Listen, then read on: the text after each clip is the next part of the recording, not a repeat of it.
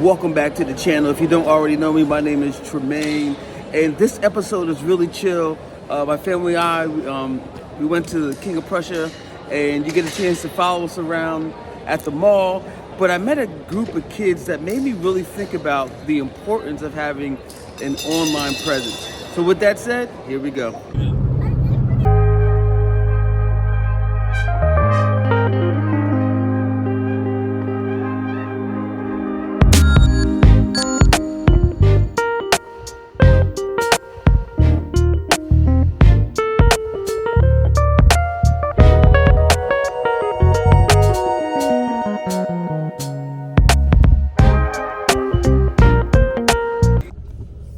Okay, we're here in King of Prussia. They have a pop-up event today, and I have to make a coffee run. So that's what I'm about to do. I'm gonna have to go twice, so I have to pick up coffee for my wife, and then I'm gonna go back over there and hang out, work for a little bit, for like an hour or so. But about to make this coffee run. On this episode of Find My Latte, we're going to be going to Founders Farm.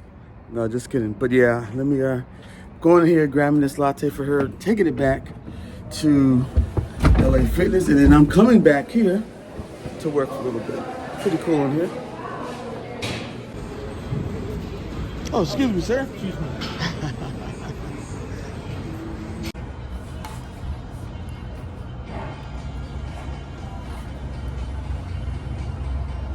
So it was really packed in there. So I had to, I'm eating out, well, not eating, but I'm having my coffee outside, which is pretty nice. It's a little cool, but I have a sweat hoodie on and I have the jacket on, so I'm doing pretty good. But anyways, it's always good to get outside of your natural habitat. So for me, my natural habitat is the downtown, and it's always good to become a tourist somewhere else, even if it's 30 minutes or 45 minutes down the road.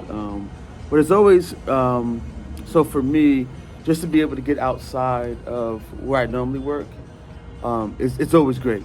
It's always great. It's refreshing to see new scenery, to see a new set of people, and you don't feel like you're in this bubble. You don't feel like you're in this bubble and you're existing in a bubble. But as much as you can travel, as much as you can get outside of your scope, and you don't have to travel far all the time. Sometimes you can travel 10 minutes down the road or 15 minutes. I'm about an hour away from where I live. But just little things like that, it goes a long way. And your mind, your brain appreciates the variety of locations. So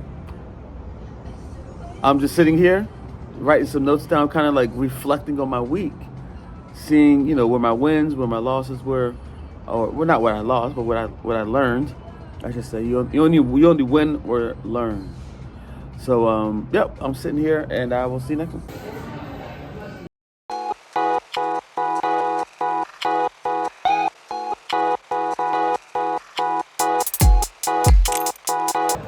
So I was finally able to get a seat. Well, I was finally able to get a seat here inside. It's a lot warmer. And I'm sitting here. I try to use Saturdays to sharpen the axe. Because all week you're just trying to cut down this tree. And if you don't have a sharp axe, it's just going to take you much longer to chop that tree down. I forgot who had the saying, but I use Saturdays to sharpen the axe, going into the details of my systems, my processes, trying to set up templates to make the work easier and faster. So that's what I do my best to use Saturdays for, to do that.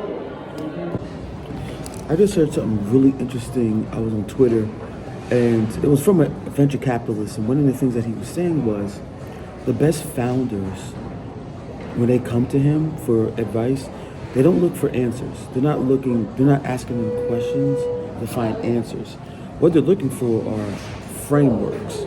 They're looking for him to give them frameworks that they can take and then fill in the blanks to see what works best for them. And that got me thinking, like, as I'm writing everything down, I'm like, okay, what's the frameworks I'm using for this? Or what's the framework am I using for this project or this initiative? And it really opened my mind up. And I've always, I've been big on trying to create systems and frameworks. I'm not a really big systems person by nature, but I know it's something that's really important. But this whole idea of framework, finding frameworks and filling in the blanks to make them customized for you was very helpful. I needed to hear that today. So I wanted to share that with you.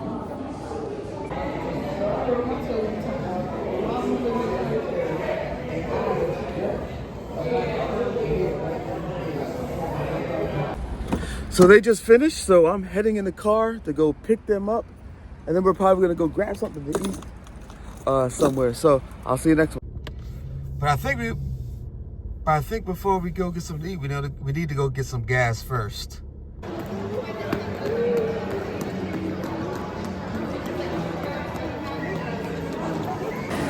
Chipotle it is.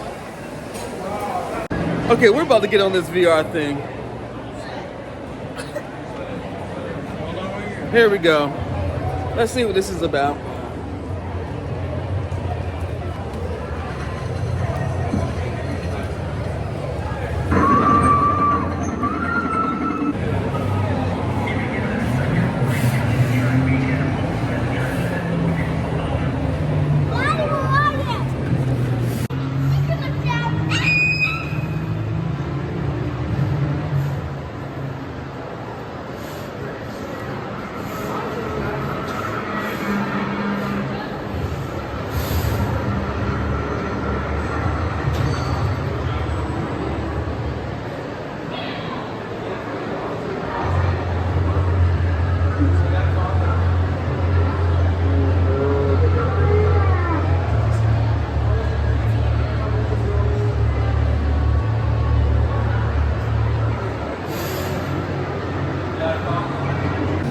So for every pop-up Sage does, she has an opportunity to get a reward if she hits her goal.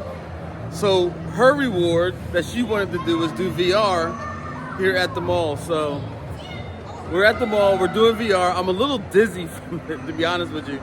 But yeah, this is the goal that she chose. She likes to do it. But it comes with, it's a reward for making sure she hits her goal. When she hits her goal, then she can get a reward. That's called incentive design.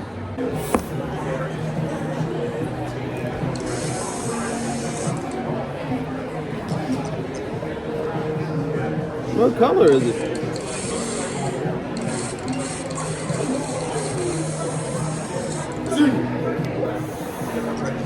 Yeah, I'm here at Capital One. I actually do some banking with Capital One, and their bank is pretty cool. They have you can reserve office space.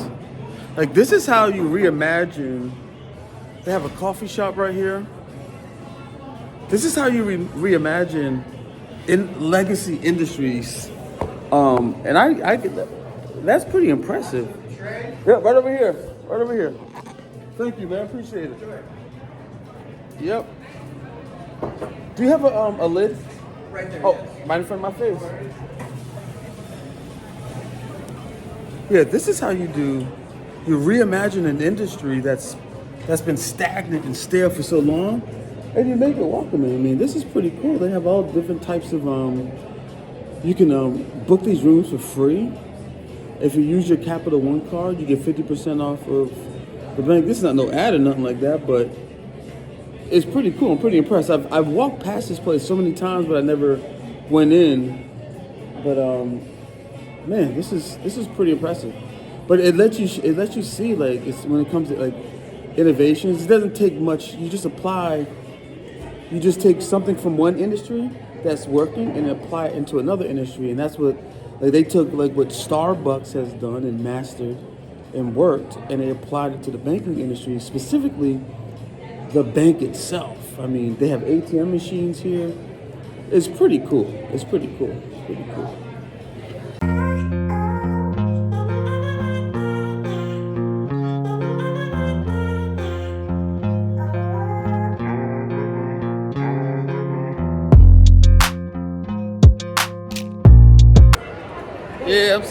here. Oh, getting a massage Wait, what? You were recently? after a long day here. Ooh. Ooh, ow, that feels good. Ooh. Put her on to me, bro. Bro, you were with us on Twitter, I'm so serious. What are y'all? That feels pretty good. Quinto, do you want to go? Yo, let me get in that video. Let me get in that video. What's good? I just met these guys over here. That's my boy. What up? I got a vlog. You guys want to follow it? What is that? What is it? Okay, here. These are my boys right here. I just met them.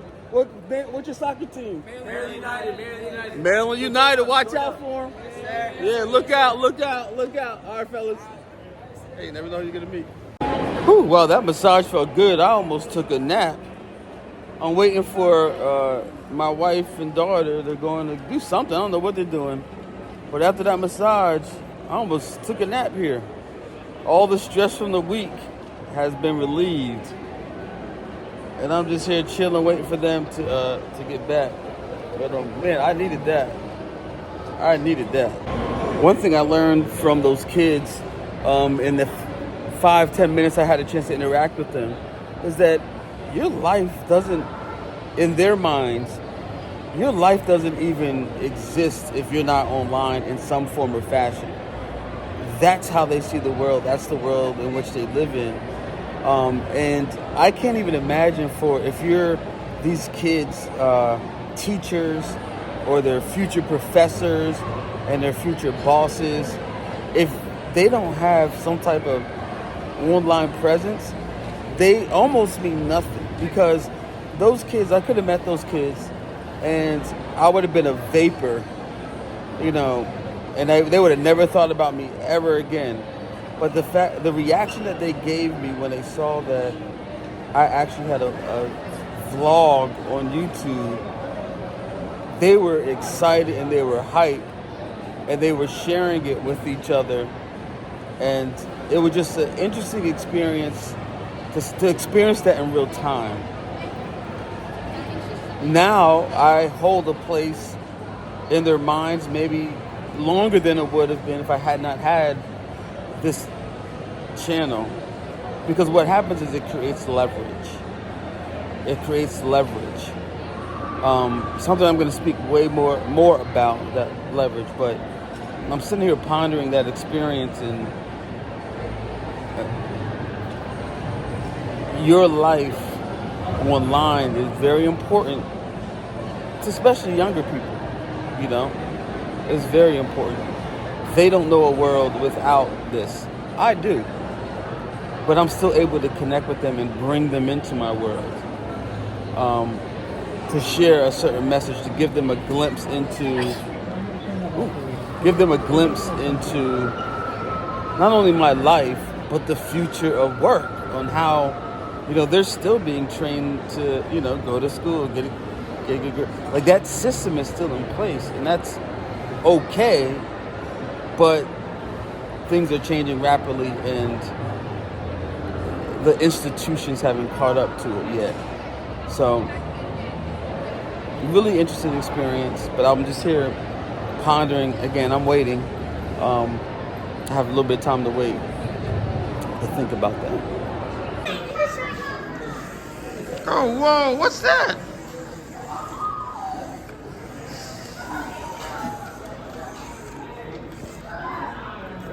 So we're about to hit the road, head back home. If you made it this far in the video, I really appreciate it. Like I always said, if something in the video resonated, please let me know. Give me a comment, let me know in the comments, or just give me a thumbs up.